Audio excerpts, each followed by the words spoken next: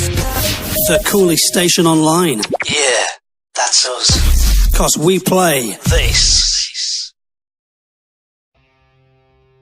I did not become king out of ambition, but once again, I had no choice.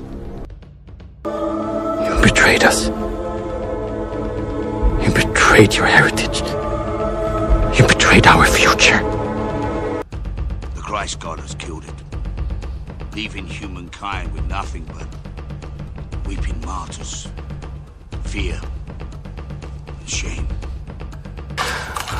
Why does your god need silver and gold? He must be greedy. Like Loki.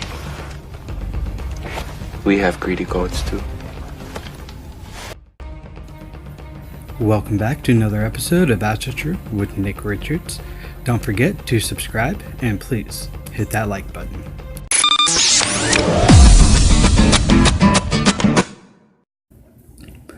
Welcome and thank you for joining me in episode 3 of Asatru with Nick Richards.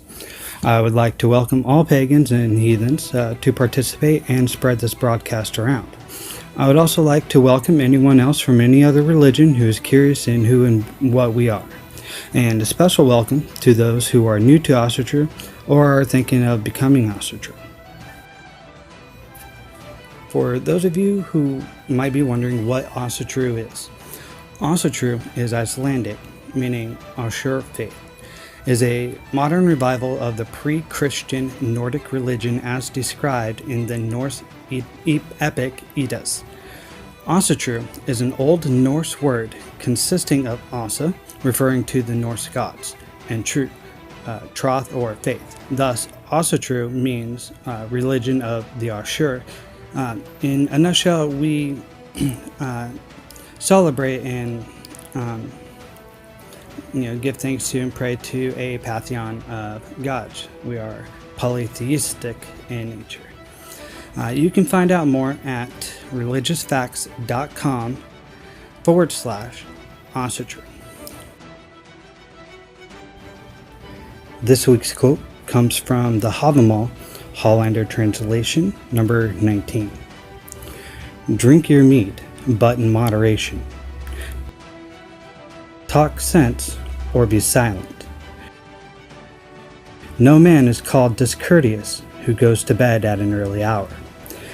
To me, what this says is pretty clear. It goes with the noble virtues of honor, discipline, and in some cases, hospitality. No one likes seeing a drunk person who is loud, senseless, and just can't call it a night. In this episode, I'm going to be telling 2 stories. One from Mr. Tuas, who shared a story to me via Facebook, and the other is Odin's quest for never-ending wisdom, why he only has one eye.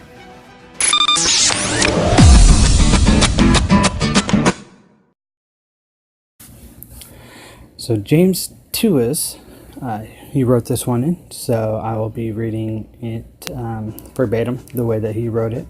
So this is his words. So I promised you all a tale about the birth of my newest daughter and her mama, who was in the hospital for 2 days for her high blood pressure. Before it all started, I had a feeling something was wrong. Mama wasn't acting right. So I made her get checked. Sure enough, she had high blood pressure, 180 over 120, various dangerous levels. Which is to say, they kept her for duration and began inducing labor via magnesium that night. After spending about 20 hours there, I took a break to shower and eat. By the time I was done eating, there was thunder in the distance. Felt as if Thor was telling me to get back. By the time I got back, they had added the other inducing med, pitocin.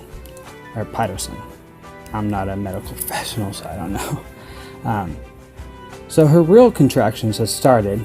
As I sat there coaching her on breathing and helping her stay calm, the thunder continued to boom outside. I noticed that her contractions seemed to follow the thunder.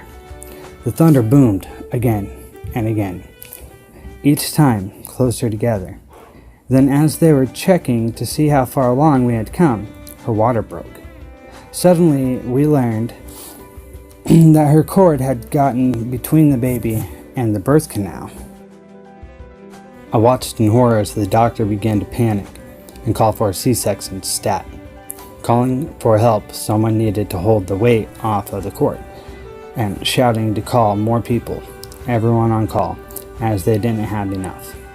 As they wielded her from the room, I stood feeling helpless.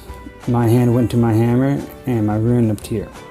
I prayed to the gods, and I begged them. I prayed to Eir.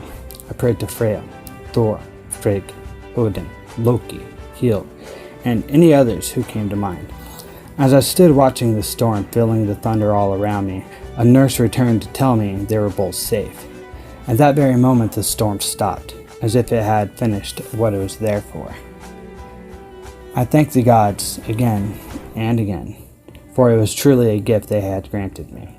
She came into this world fighting for life, earning her first battle scar when the doctor nicked her. It didn't upset me, but it made me grateful. She was so amazing to have saved them both. And then they told me the rest of the story.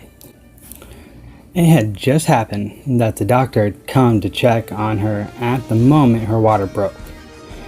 She just happened to be on the floor at the moment she was needed most.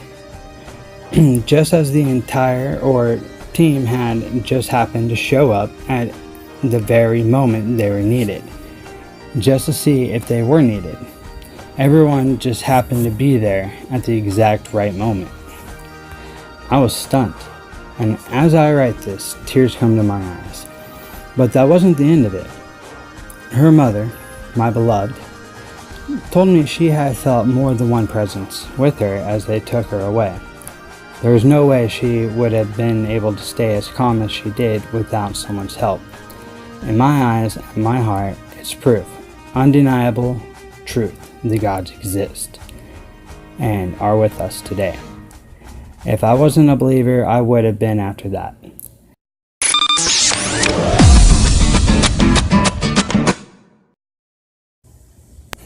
This is the story of Odin's never-ending quest for wisdom. But before I do, I would like to tell you who Odin is for those of you who don't know. And I will be telling this story from memory so I can shorten it for this podcast. For a full-length story, you can visit norse-mythology.org/tales/Odin-his-1-I/. I'll put any references in the description below. Who is Odin? He is the Allfather, father of all the gods, the god of war, death, as well as a sky god, and most notably, the god of wisdom. One day Odin ventured away from Midgard and stopped at Mimir's well, the Well of Erd, which was at the bottom of a Yggdrasil, the Tree of Life. Odin asked the giant Mimir, who had knowledge of everything, if he could drink from the well, and that he, Odin, would pay. Mimir was intrigued and asked Odin why he wanted knowledge of everything. Odin replied, "I can see all the worlds, but I desire knowledge of everything in and out of those worlds." And Mimir, knowing the true cost of all knowledge, told Odin that it would cost one of his eyes. So Odin gouged out his own eye and was able to drink from the well. From that moment on, Odin had knowledge and wisdom of all the worlds and everything in them.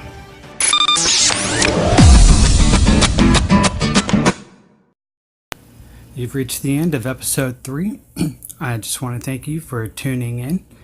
And please subscribe and like on YouTube and my podcast.